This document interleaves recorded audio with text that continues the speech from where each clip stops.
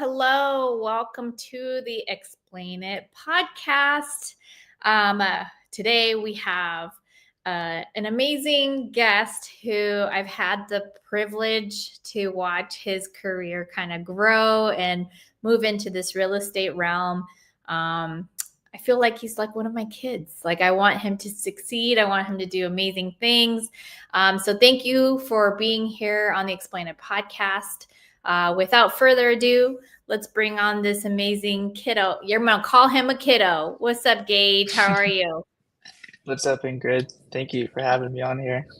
I can't help it, because I've had, again, like I know a little bit about your story, like how you ended up doing button leads. And I've also this is like the second podcast we've done together, except this one is live, which the first one we did was pre-recorded. So kind of cool to see the different ways that we can engage with audience and how maybe you can tell them how cool you are. So before we get started, Gabe, how did you come up with this technology? Like what's your origin story? How did we get here?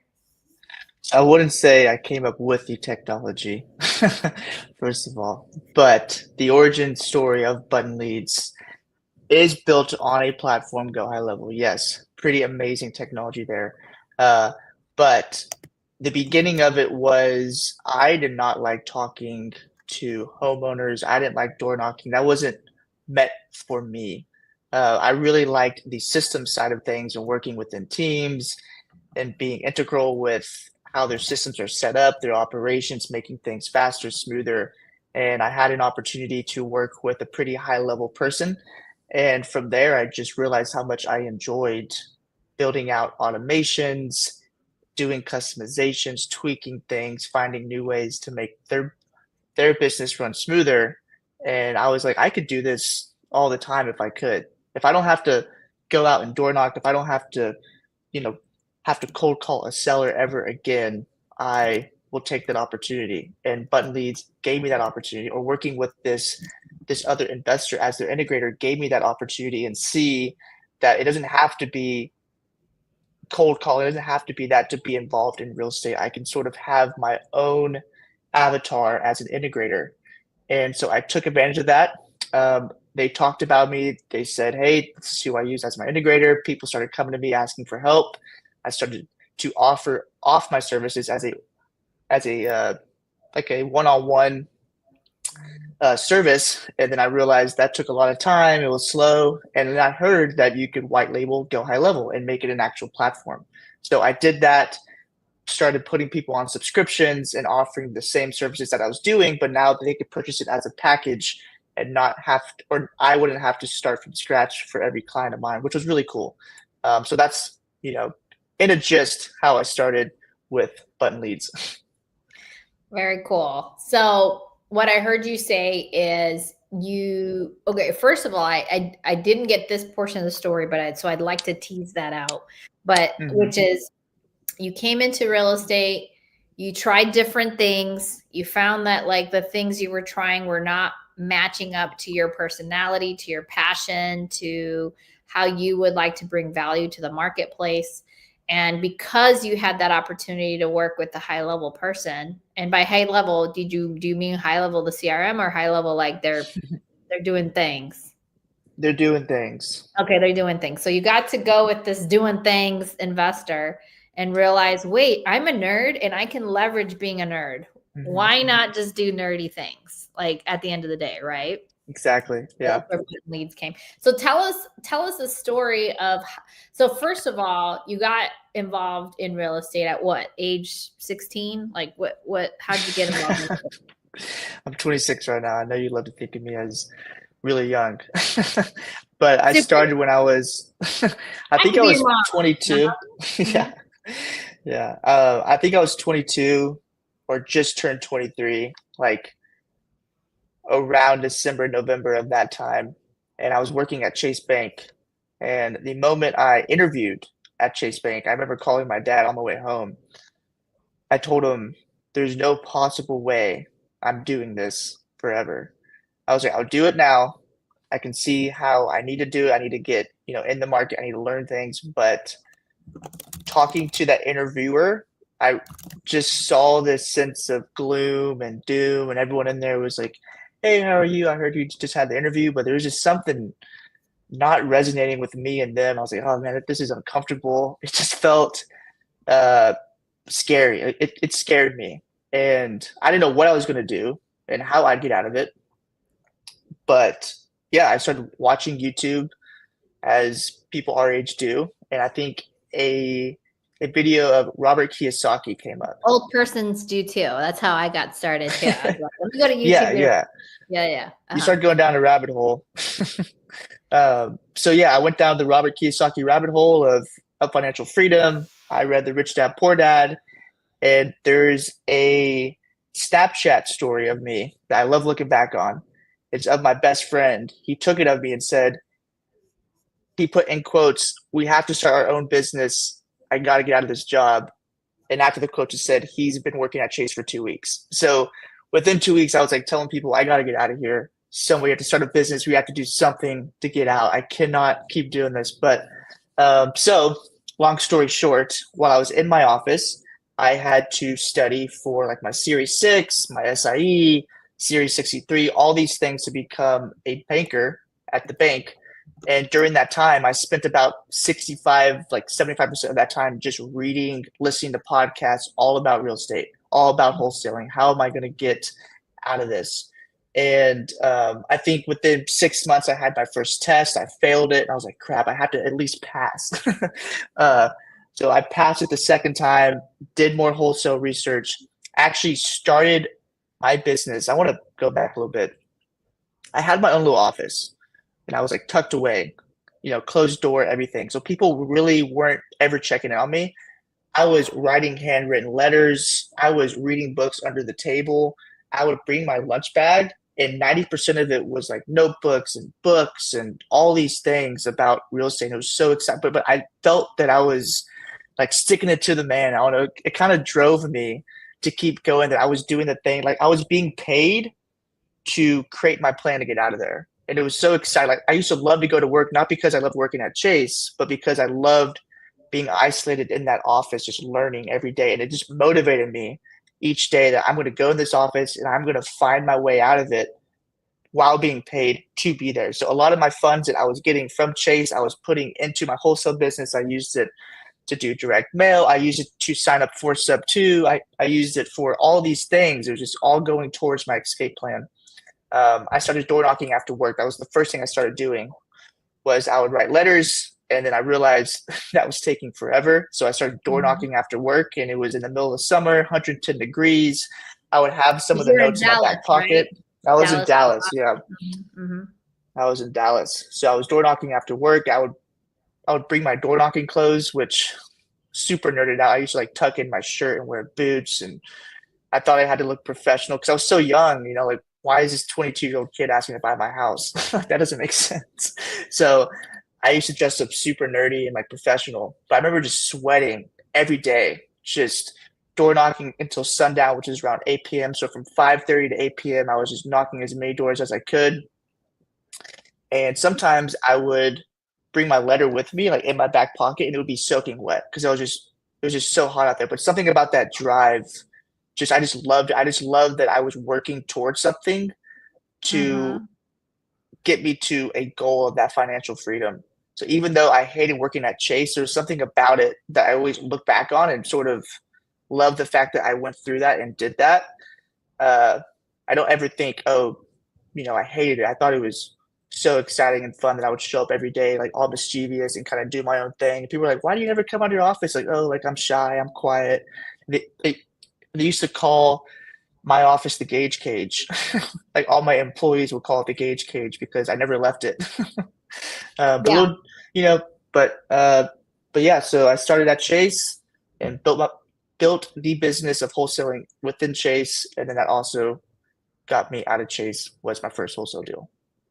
Well, I love it because your perspective on it all, which was you already knew that that was a temporary thing for you. You already knew that it didn't fit with your personality and like what you saw was going to be your future, right?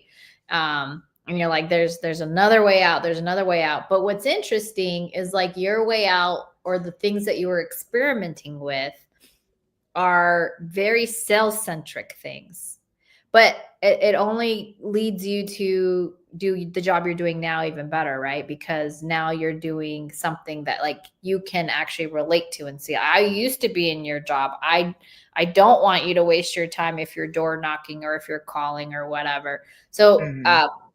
I love that you have that background, because it comes from a place of experience. And this is what leads up to being a better operator, a better person, that like, if is the value you're providing your clients actually valuable, right?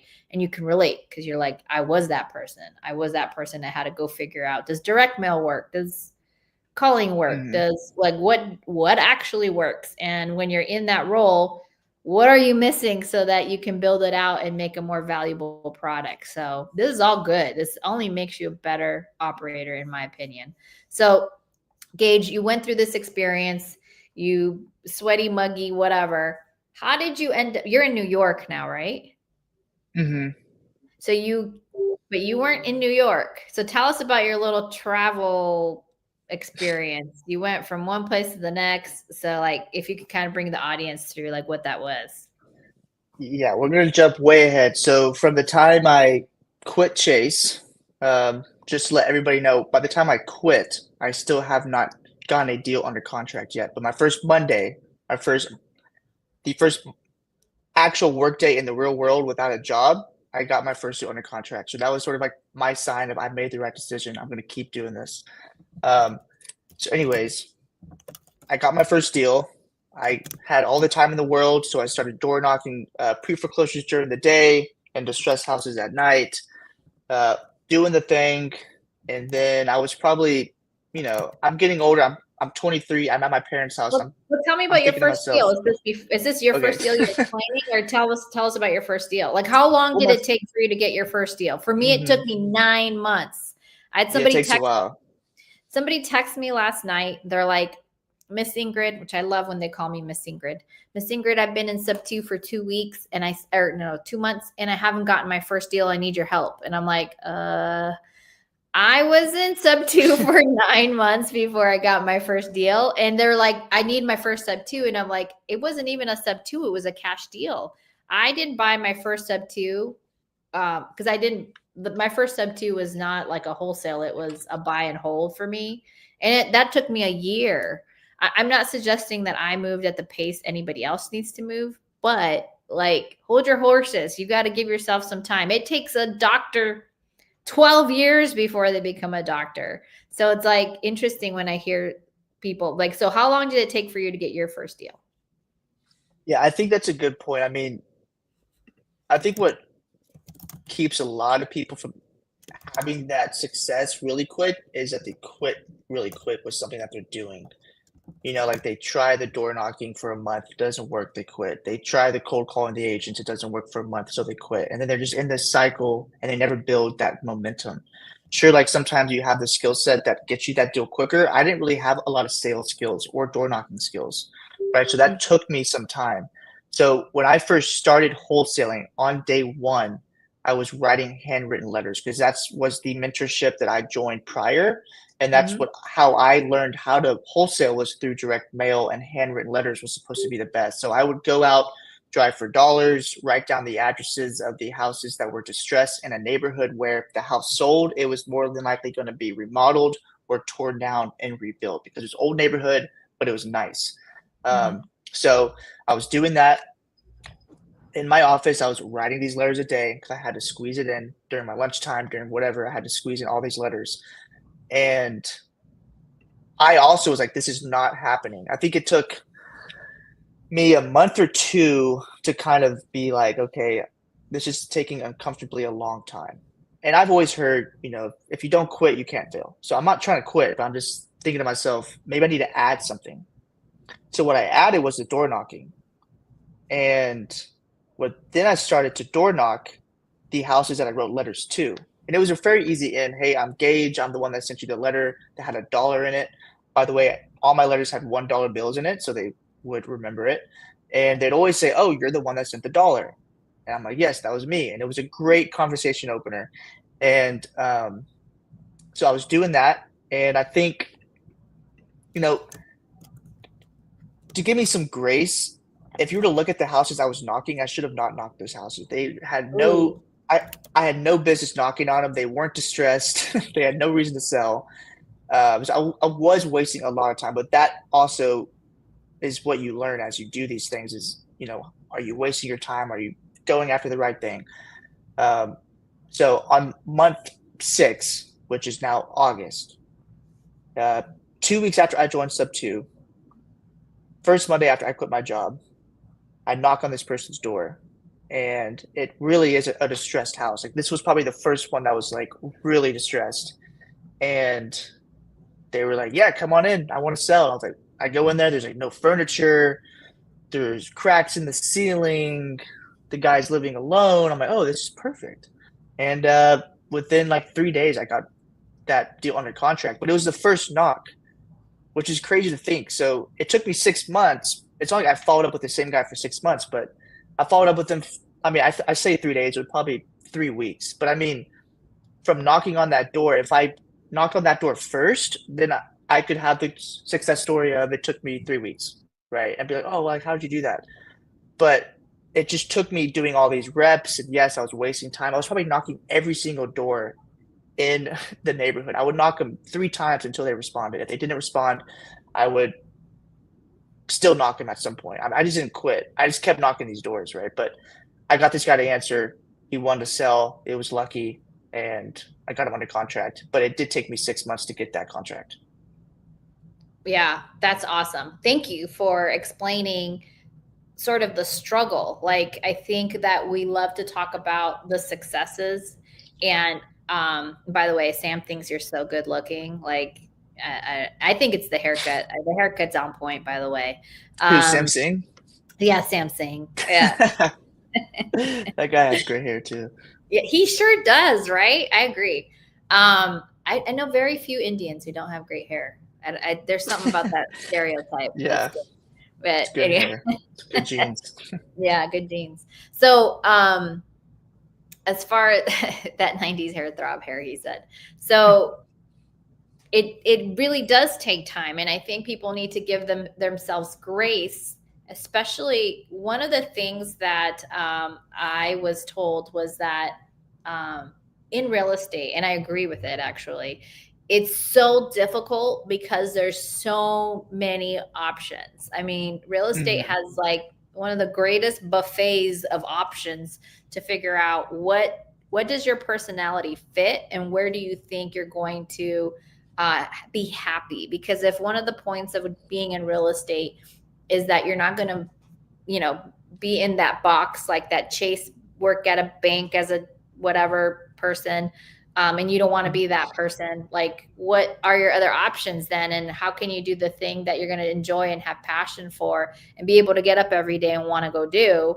You have to go try different things. Yeah, you got to try it. You got to try it out. Luckily for us in real estate, there's so many things that you can try that you can go and figure out what you like. And what I love about your story is that you actually did the hard work. You did the grind, the thing that actually makes it really hard to know whether or not this is the thing you want to not quit. Like, you have to not want to quit either. Like, what is that thing that's going to give you the passion and the drive to not quit? And I love Alex Hormozy because that's his bit, right? Like, you can't fail if you don't quit. I used to have that in my board in my room as I was every day. I'd come home from my W-2 and see it on my board that says like, hey, you don't fail if you don't quit. And I get it. That's really, really cool. So you got your first deal. You moved to Arizona. Did we get to that part?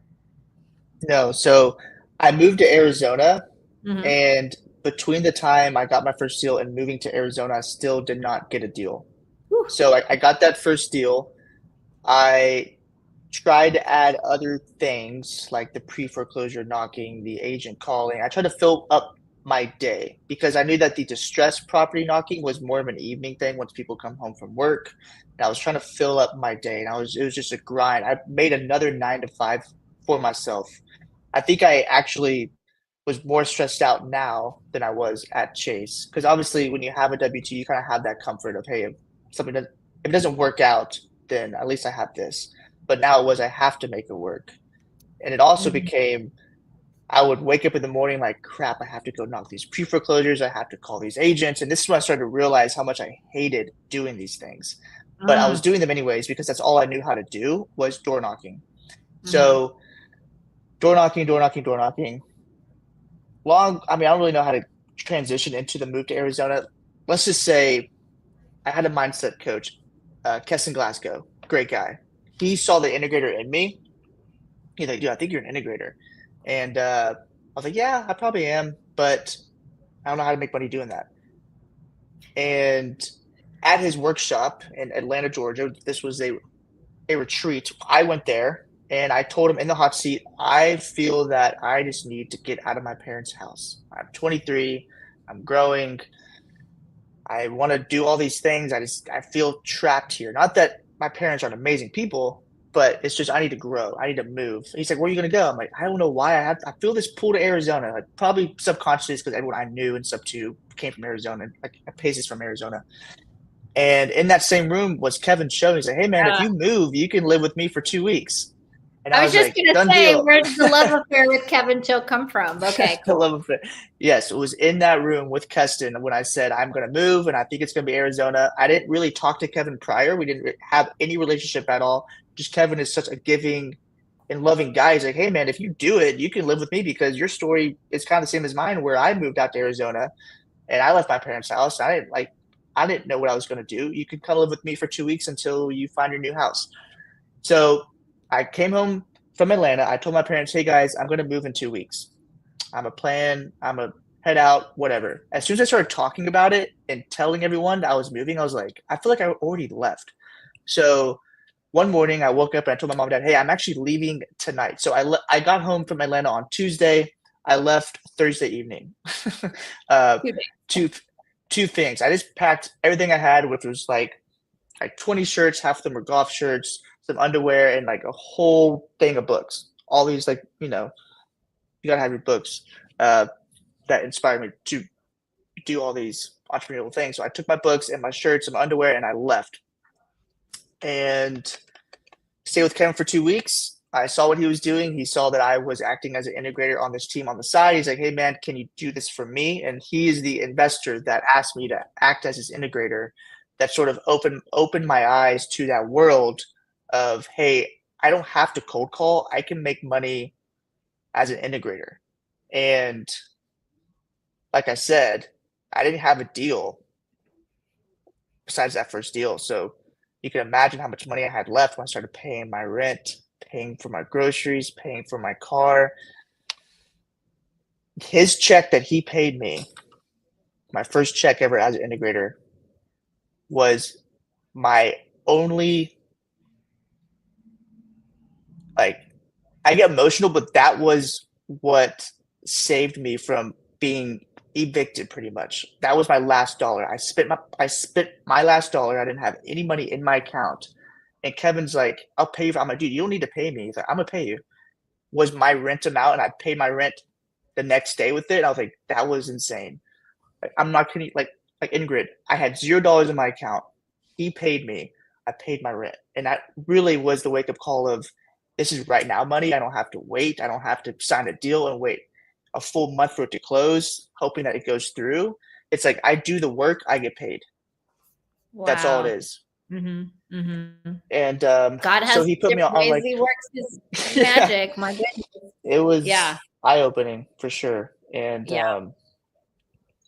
So that was the inspiration and that like proof of concept to you that said you could be a support system because those of us who are closers, those of us who have to actually who are driven by the less integration work, the less administrative work. I mean, one of the great books that anybody should read really is Buy Back Your Time by Dan Martell. Really great book. Um, mm-hmm, and fundamentally, you have to figure out what are you good at, and then the stuff that you're not good at, figure out how do you delegate it. And so it sounds to me like Kevin Cho did that for you, and it couldn't have come at a better time. So fast forward to us now with button leads, because now you've like realized like this is the work that it takes to run this. Like, so how did button leads, first of all, maybe if you could give us like a rundown of why would somebody want button leads at this point? Like, what is it that you provide investors? Great question. So right now, I sort of done a full circle of our avatar as a client. And that's something that you do as a business owner that I learned, that you kind of learned of, like who is your right fit, right? Not everybody's a great fit for what you do. Mm-hmm.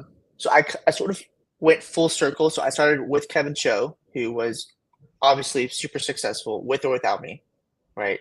I started working with him, scaled his business. He was doing, like even better. It was amazing.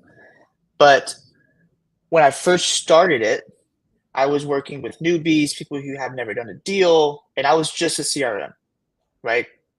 They're like a dime a dozen. Everybody has a CRM, they do this, it does that, whatever. That's who I was, just a CRM. I had the snapshot that I built for Kevin Cho. If you want it, sign up for $99 a month, right?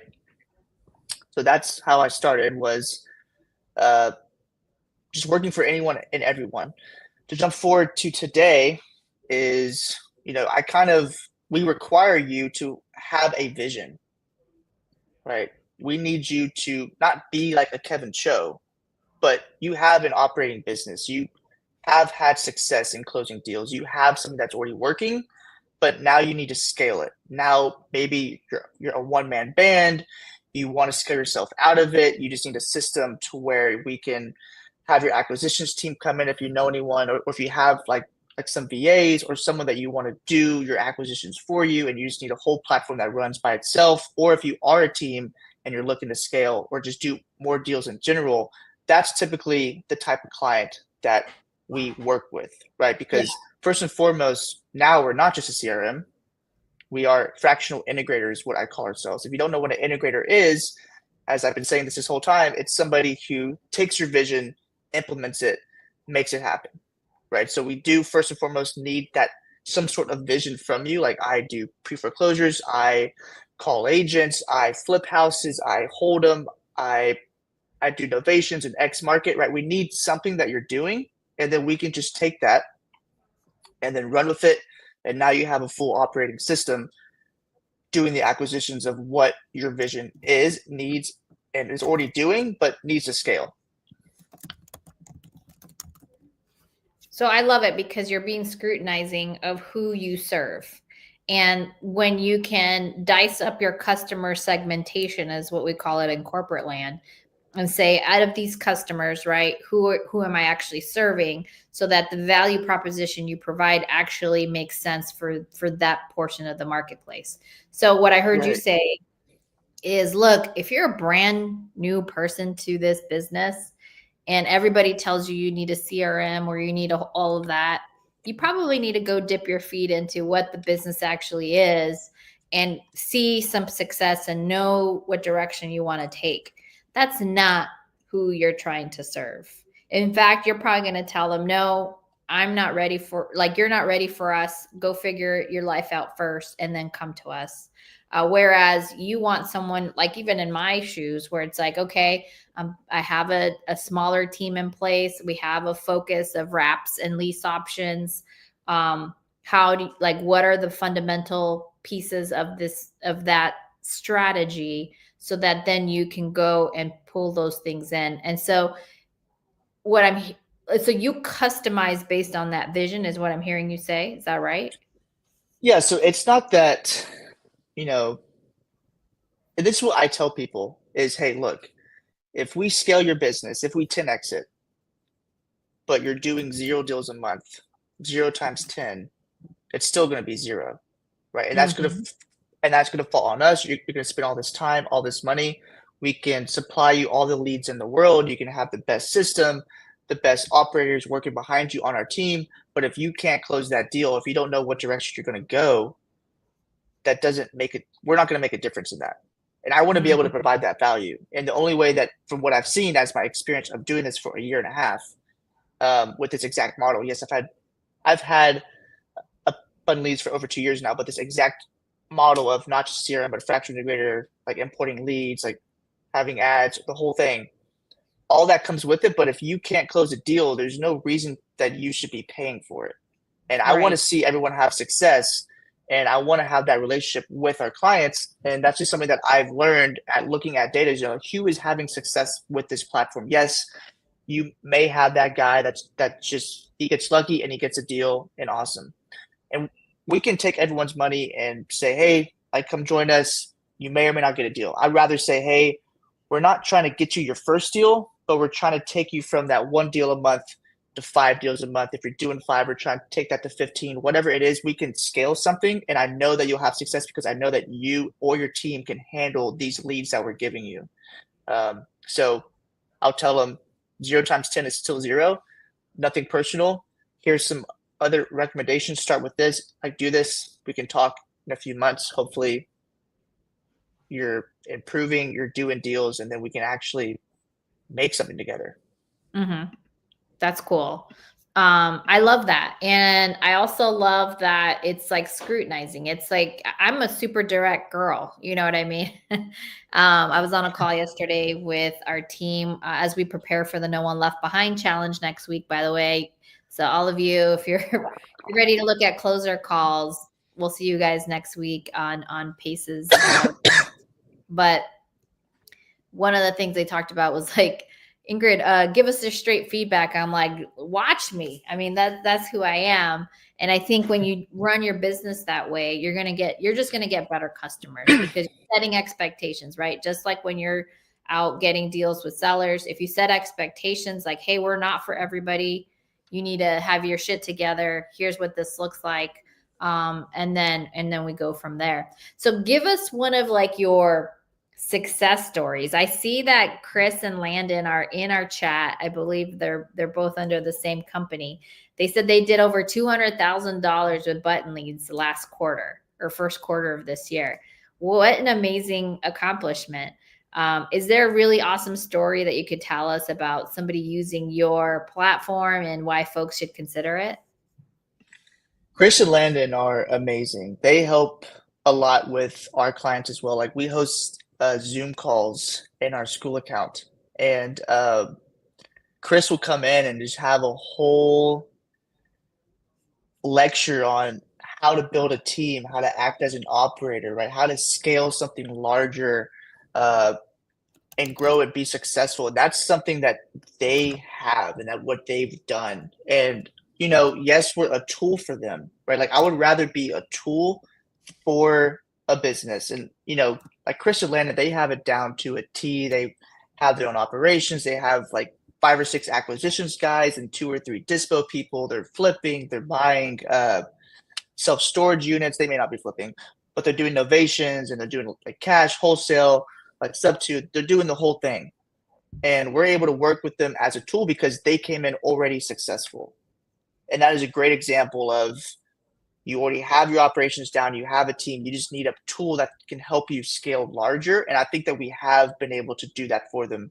If I'm wrong, I don't know. But from what my understanding is that they're absolutely crushing it. And it's not strictly because of us, but because they have a great operation, that they have a vision, they know where they're going and what they need to do, and they tell us like, hey, this is what we want to do, and we're like, okay, this is how we can make it happen.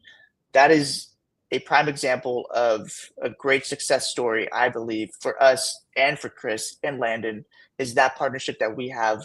We love them. They're just absolutely crushing it. What are some of the things that you believe are fundamental so that anybody using your platform, like if you could give us tactically, like what are some of the fundamental patterns or resources that somebody should have that you think will allow them to have that success? I think first and foremost, somebody needs to be able to close on their team. Somebody has to be a closer, whether it's them, whether it's their partner, right? If they can't close, again, these leads that are being run through their pipelines are just a waste of their time spinning wheels trying to get it to close. Mm-hmm. Having someone be able to close on their team, first and foremost, needs to happen. Now, once they close it, it's like, now what do you do? Right? Do we dispo it? Do we flip it? right? So when they come in saying, "Hey, I'm a wholesaler," and I'm thinking about flipping, I'm thinking about like I may want to buy. What if like like what do you want to do? Because that affects your marketing. Like what type of properties am I going to go after? What market am I going to go in? Like you're not going to go into the Indianapolis market if you live in Texas and you want to flip because you're on opposite sides of the country unless you have some contractor out there that you can virtually work through. So it's like, what are you trying to get at? And having that foresight of, hey, we're just trying to wholesale cash deals, we don't care where it comes from, then that makes it much easier for us to say, okay, awesome. So we're just going to do any market that has distressed properties, or we can run ads across the United States because you don't care where it is as long as you're making a wholesale fee. But if you're like, I want to flip, then maybe it's in your own backyard. It needs to be in a specific area because I know that if it flips in this area, it's not going to sell. If I flip in that area, I can make like 2x the profit on what I put into it. So they need to have a closer and they need to have an exit strategy of what they're trying to do. And that's what I sort of ask on these calls. Like, hey, like, what are you doing? Have you done a deal? Where are you going? What's your exit strategies? I'll ask some people, like, what's your vision in 5 years? Like, are you still flipping? Are you now going to buy property? Stuff like that. Just to really like spin their wheels and see, like get them thinking ahead of time, like, how am I going to make this a long-term thing? Because I would rather work with somebody for 5 years than like 5 months, right? Like I want to be able to help them grow. And when we see that vision, it's much easier for us to take that and work with them and make sure that their systems are set up to get them to where they want to be. And first and foremost, you need to be able to close a deal. And second of all, you need to have an exit strategy of whether you're going to dispo it, you're going to flip it, you're going to hold it, whatever. Yeah. And I'd love to know from the audience, and I put this question in the chat, is like, what do you all wish a CRM or system would do for you? I heard you say some very specific things that I had no idea that maybe you were responsible for. Funnels, is that right? Ads, like what are some of the? So when I think of integration, and unfortunately, like in this space, a lot of it is more technical, right? Like I would consider a technical integration, meaning somebody tells you and you build, right? Like, hey, I want a workflow that does this. And you're like, okay, let me build it for you. And then you just build the thing to help them address that. But what I'm hearing you say is you're being a bit more strategic and am I wrong in that perspective? Where like more of like a business planning where you're saying, okay, here's the marketing dollars that you would have to spend and the return on that investment. I forget what it's called. The guy who obviously knows all of these KPIs is Sam Singh because he teaches a lot on this. But if you know it, awesome. But like really, like your rate of return on your ad spend and like what does that churn look like? If you're going to spend $1, it should give you $3 back, for example. Like, is that part of what your fractional support looks like? So we can supply them with that kind of data, but we're not going to coach them on it. Like we're not going to like consult them on it. That's the one thing that we always say, hey, like we're not consultants, but if you need this data, we can get that for you. Mm-hmm. Right. So I wouldn't say that we're the ones consulting them. Hey, if you want to spend X amount, you should be able to get it back by this much by going in X market. Because you never know, right? You don't know how much a market may cost per lead if you're going to run ads, right? And I can't take full credit for all the stuff that we do. Yes, I was the original integrator, but now I probably have a team of 8 or 9 that are just incredible being able to make stuff happen. So yes, that can be creating a funnel, that can be customizing workflows, that can be taking it externally and having triggers and webhooks that go on to make stuff happen for their own team. I know we've set up stuff for Slack and Airtable for other teams, making sure that their team themselves are being integrated within each other. They're able to communicate when you have that larger team.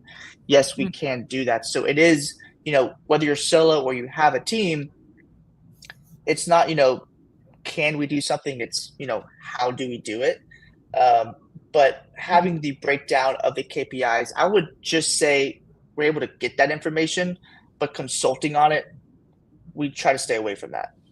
Okay. So you are still, okay, perfect. So I don't have it confused in my head. You really are still sort of the technical integrator where it's like, hey, if you have a strategy and you need the pipes, built out so that this water could flow, if you will, that you're building that out for folks. Like you're actually saying, here's how you literally integrate. I thought what I heard you say, and I heard it, I guess, incorrectly, is like you may also be helping them with some of the marketing strategies. And we're actually going to have a fractional CMO come on the podcast later this week. Her name is Rosie Cortez, and she does that for folks, where she tells you, Nice. like, here's how the marketing strategy should look like based on your specific business requirements, right? And like, what do funnels need to look like? What do ads need to look like? You need to do A and B testing. And then these are like, I would argue more like art-based things, but should be integrated with specific math results, right? If you guys read any of Alex Hormozy's stuff, he tells you, if you're going to spend $1, how much more to get back. And if you're going to spend $10, that number should still statistically look the same, so that you can figure out how turned up or turned down you need to be on your ad spend and things like that. So that's fantastic. Cool. So what is like the biggest team you've worked with so far where like maybe their integrations are super complicated? Again, Because you have like a team of 8 or 9 now. I have a team, so I don't really know exactly what goes on within each of the teams. I know Chris and Landon, they have a pretty awesome team. I met most of them at Squad Up, and I didn't realize how many there were. I think they have like 10 people. So I know that they're up there with that. I've brought on people where they tell me, yeah, we have like 6 or 8 guys, and I'll probably never meet them. But our fractional integrators will. They'll jump on calls with them. They'll talk to them. They'll onboard each of them. Those are things that are past my duties. But, from my understanding, what I do know, to answer your question, Chris and Landon are a pretty big team, and I have met them. Yeah, right on. Cool. Okay. Is there anything you want to share with the audience that you feel your solution can help them, that maybe we haven't covered, that you feel like, hey, if this is the type of problem you're running into, ideally, here's what you need? Yeah, so how I came up with this service, yes, it was just a CRM. One thing I skipped over is like, why did I switch over to a more of a service base than just a SaaS offer or just a product, right? Was because I noticed that my successful clients, I was very hands-on with them.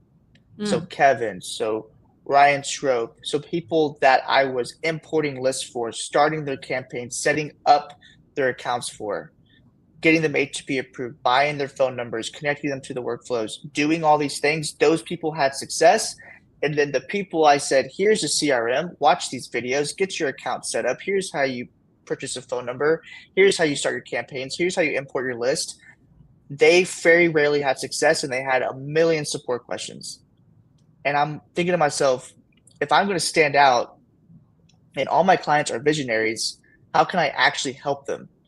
Because as a visionary, either you don't want to, you don't have the time, or that's not going to make you money figuring out a CRM. If you're just starting out and you have all the time in the world, you can do that. But with our clients, they're visionaries. They don't want to, they don't have the time, they're not going to make any money figuring out how to do a CRM. So now that we have a service, we take over that entire process from when they first sign up. We get their account completely set up with phone numbers and workflows and a website and a domain and emails. Once they're ready to go, once they're trained and onboarded, we onboard them. We don't say, hey, you're going to have to figure out how to import a list. You're going to have to make sure it has these correct tags and all the phone numbers are set up correctly. And you have to make sure that you start the campaigns on the specific drip. There's so much that goes into training someone on how to work a CRM. So now it's just, hey, here's how you call somebody. Here's how you respond to somebody over text. Here's how you work through your pipeline. And that's all the training is. What we handle is all that stuff that I used to have to train people on, which is we pull a list for them. We skip trace it for them. We import it into their account for them. We start the campaigns for them. So now when they wake up in the morning, all they're doing is they're responding to people and they're calling people. That's all they do. Like heaven. That sounds like heaven. Okay. Yeah, I love that you got to like the meat and potatoes of this bad boy. Took long Uh, enough, but yeah, no, it's called the build up. It's a sales the tactic. build up. Mm-hmm. You got to stay The build 45 up. minutes in to get what you've been looking for. Thank you. I think we hung on to quite a few folks, so thank you. I think collectively we've had around like 30, 35 people between here and Instagram. And if you guys are on Instagram, your best experience is here on YouTube. Follow, like, and subscribe my channel so that you guys can get some good content like what Gage is sharing. But what I heard you say is, for those of us, for the record, like all of my corporate life, I've been an integrator, but a leader in integrator, not like all the folks that I used to run were like data scientists, BI analysts, like the smartest of the smart. So that's why I always say nerds are my people. They really are. However, I would still say I lean on visionary because I never took the time to learn Python, R code, SQL. I could still look at somebody writing out a sequence. And I'm like, I think I kind of know what you're trying to pull together. There's a lot of logic that is like obvious when you're writing code. However, understanding that your strengths and that like what does life look like for you in this space? If you wake up and all you have to do is get on the CRM and know exactly who you're going to call, what your day looks like, what this money making activity looks like. And you don't have to do any of the admin work like what Gage was explaining. That literally sounds like heaven. Like that sounds like heaven to me. Like I love that that's the value. So for all you guys out there who have taken the time to invest on how to close a deal, how to manage obstacles that you get through these calls, and you know that it's worth waking up and spending the time. Like there's no reason for you guys not to sign up for button leads. I mean, that seems obvious to me. So that's so cool. I love that. Like and that's why I was saying this is like a done for you model. But done for you model does not mean closed for you model. You guys still have to have the skill sets to do that part. Not yet. Not yet. Not We'll yet. Yeah. probably get there. We may With get there, AI, but you never as of know. now. Yes. Yeah. Uh-huh. Lauren also says it sounds like heaven. So maybe she'd want to take advantage of button leads. So if somebody wants to have this service, like, is there what's the cost? Is this free? Oh yeah, it's totally free. Just kidding. Asterisk.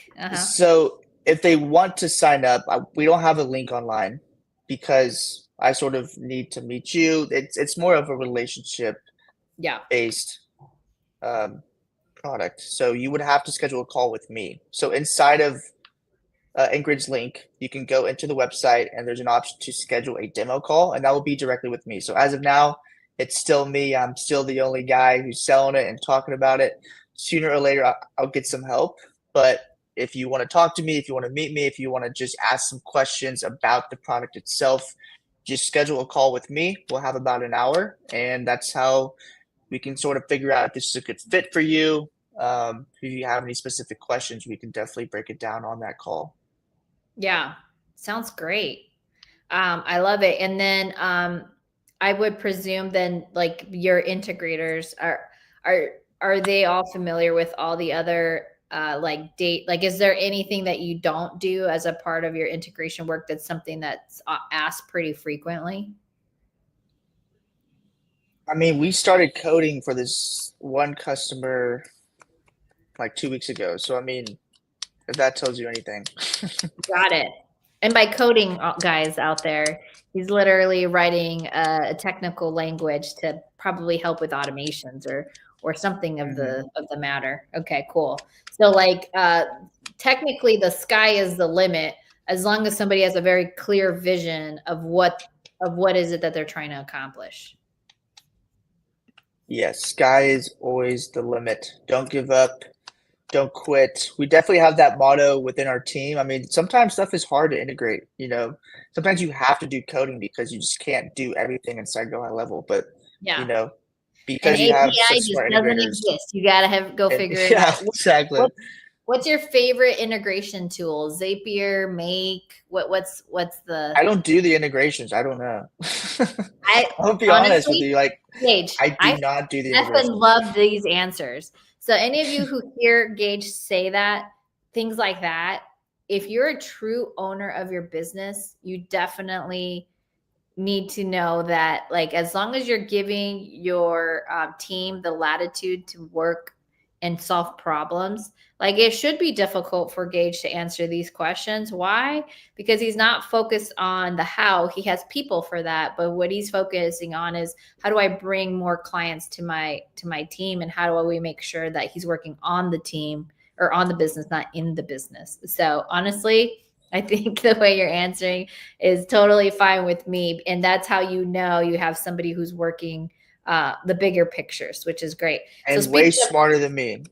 My team I is love way it. smarter than me, I'm for sure. telling you, I used to hire the most like intelligent people, like senior data scientists, like ridiculous like minds, you know. They're like, yeah, I'm a full Mhm. stack integrator. I know pandas and all this other stuff. I was like, okay, get it, get it.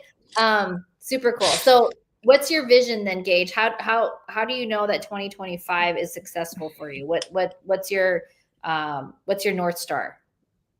Right now, we're trying to get really good at the PPC ad stuff, um, and then kind of run that into the on the business side.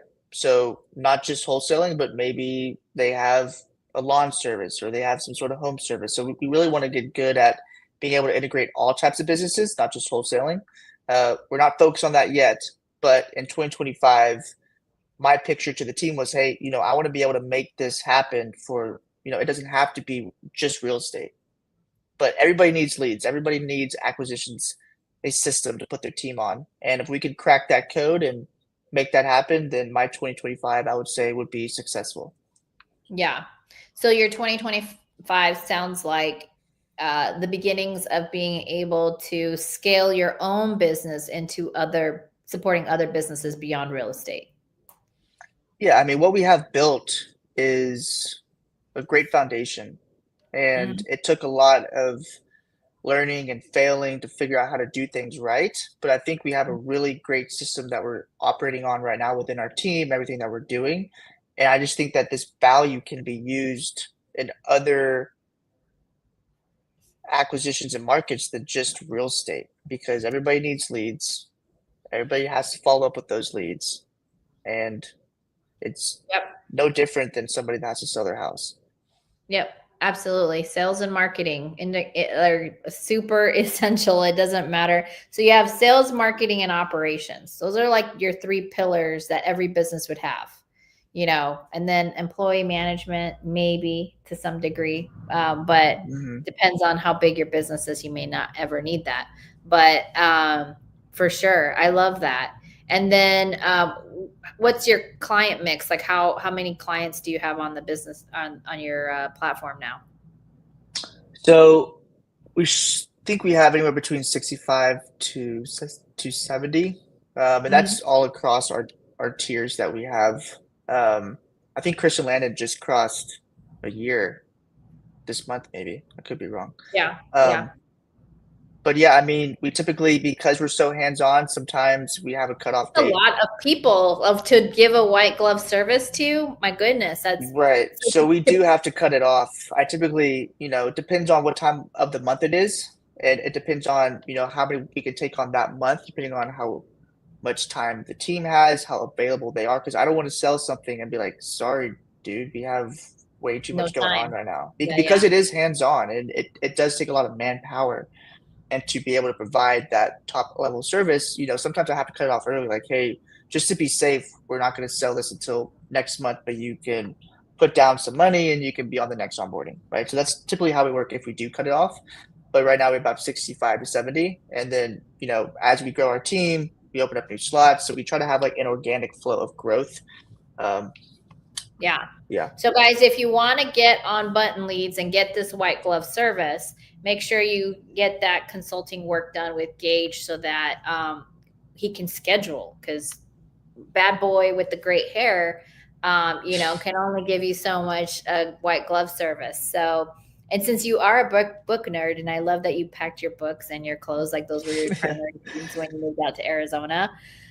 What other books besides Rock? I recommended Rocket Fuel because part of what Great Gage book. was talking about was integrators and visionaries, and understanding that knowing which one you are really good at or really want to be. For example, I actually took the Rocket Fuel quiz and I scored pretty evenly on the integrator versus visionary. I think I did too. Yeah. Yeah. But I really prefer being on the visionary side. But here's what makes it special for me. I can call bullshit on you if you say you're an integrator and you try to do work for me and you don't know what you're doing, because I did it long enough. And I think that that's what makes me like super unique when I'm dealing with folks, where I do think some visionaries have really been taken advantage of because they wouldn't know any better. And that's really sad. And that's why I would never want to actively promote somebody who would do that. And but I love Gage. I've been around Gage a long time. I love his character, his values, and I would say you're in good hands with Gage's team. But Mr. Bookworm, what other books besides Rocket Fuel and Well With That Cash, which is Pace's book, would you recommend? Man, a book that really, so it's not like a business mindset book, but I love the book U Squared. U Squared. Somebody just recommended that to me. I'm on like a mindset group. It's a mindset book. I love it though. U Squared, and it's YOU squared, right? And it's yeah, YOU, and then like the 2 up at the top. Yeah. So that's it's super short, great read, and it talks a lot about just not doing the hard thing so much. Like it could follow the who, not how, like model 2. It's like, I think it starts off with a story about a fly that keeps trying to bang its way through a window, and there's like an open door 5 feet away. And it's like, you can try as hard as you can, but just because you're trying hard, it doesn't mean it's going to work. Sometimes you have to like change something and do something, and then you have your quantum leap. So that used to be a book that I would hand out to each of my clients when they sign up. I still do. I'll send them that book. I don't want to give that away, but I love that book so much. I think that has helped me change my mindset and kind of push me towards in the business world was that book itself. Yeah. I think the other book that I would recommend that was really like, I think a good starting point. Now, mind you, now that I have that sales-centric mindset, I could see how he's constantly selling, going to like a seminar of his, which good for him. If you're going to go and write a book, freaking make it worth your while. But there's just so many stories in The Secret of the Millionaire Mindset. I literally listened to it twice in one weekend. Yeah, and arguably I have to listen to it like once a quarter, because there's so much unlearning that we have to do when you get into entrepreneurship, especially if you were in that corporate box like I was. I was in a corporate box for almost 20 years. So that job that Gage was like, I can't do this. Like literally I was in that box for a really long time. Mind you, there's a lot of good that came from it though. However, I realized when I was listening to this book, there were so many fallacies that I believe now that I still have to kind of unravel. And even now, like one of the things that I learned was like, wait, I'm about to say something that is really based on my limiting belief and not what is actual reality. And this book helped me start paying attention to some of the things that I say, like money doesn't grow on trees, like stuff like that you don't realize it's embedded in your head from your parents, from your life experiences. Ooh, the light went out. Sorry. So it's time to go. You can't, you don't have to go home, but you can't stay here. But that's a really great, easy book for anybody getting started. So I was going to say that book, but I honestly forgot the name of it. I couldn't think of it. That is a good book. It's a great audio book. Squared. Those two books, great books. Fantastic. Well, Gage, I appreciate you so much. Manuel said, guys, go read Psycho Cybernetics. Okay, I've never heard of that Sounds one. You have to. intense. It sounds intense, right? Well, this is not like what's that? What's that Scientology book? Is it? So, anywho, just kidding.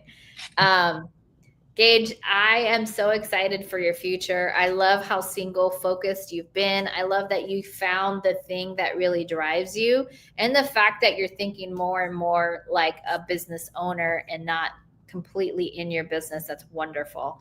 Oh, I thank love you. you, man. I hope that Love you you. continue to have all the success. And thank you for coming on the Explain It podcast. I really appreciate you. Always good. Always good to talk with you. Thank you so Um, much. Amazing. And then everybody out there, just a kind reminder, we are here every Wednesday on my YouTube channel. So come here 1 p.m. to 2 p.m. Arizona time. I try to remind you on my little secret channel on Instagram. I don't know if you guys have signed up for it or not. It helps remind you guys to come see us, and we will catch you here next week, like we do every week on the Explain It podcast. See you later. Bye.